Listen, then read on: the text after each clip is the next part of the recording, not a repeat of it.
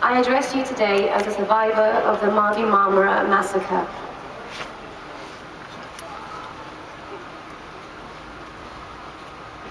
I am an ordinary woman with a simple view of life. I believe that good must overcome evil. Like you, I am blessed to be a citizen of the free world and enjoy the privileges of living and contributing to the British society.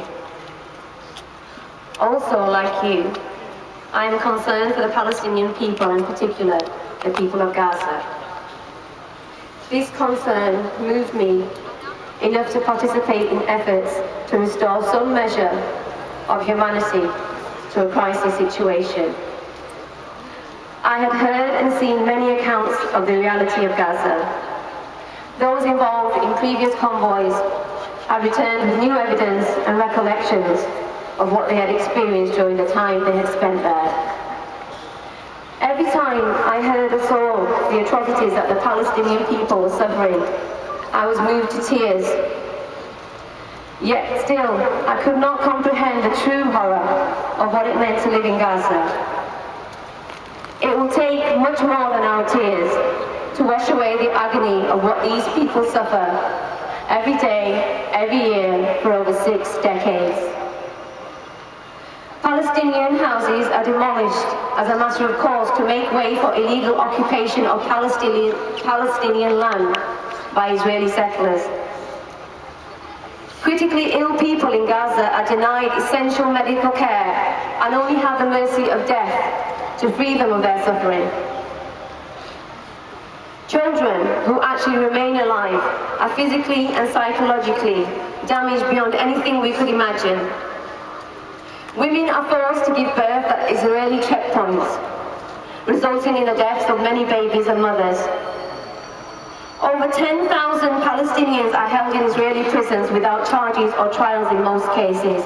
Many of these are just children, women.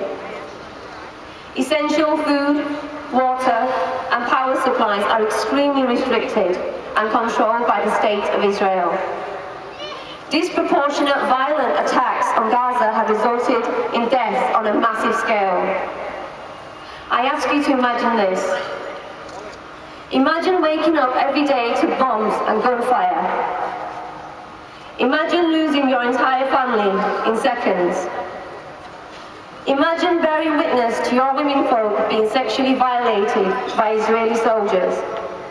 Imagine having your limbs blown off. Imagine children searching for the dismembered body parts of their parents. Imagine hell on earth, and you will have imagined living in Gaza. Like everyone else involved in the efforts of the convoy, I wanted to make a more personal contribution to the Gazan people. I wanted to return with a direct insight of what was needed there, and to use these to generate further support from the good people of the UK to support the Palestinian people. I sought out an opportunity to take part in the Gaza humanitarian Flotilla movement. This was the largest convoy yet to Gaza and was a symbolic international effort to deliver essential aid there.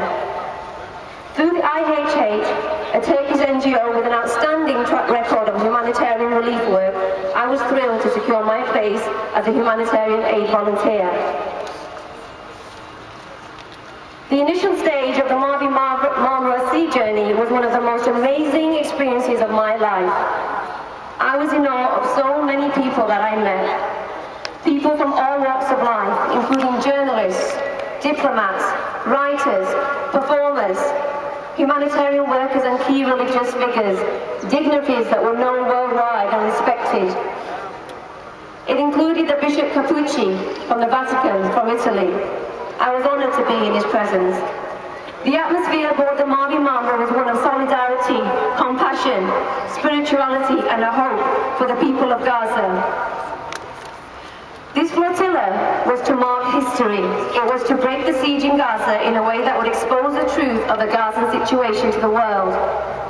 I believe that the evidence we would collect with the help of dozens of journalists would make the world take responsibility for humanity, for justice and for peace.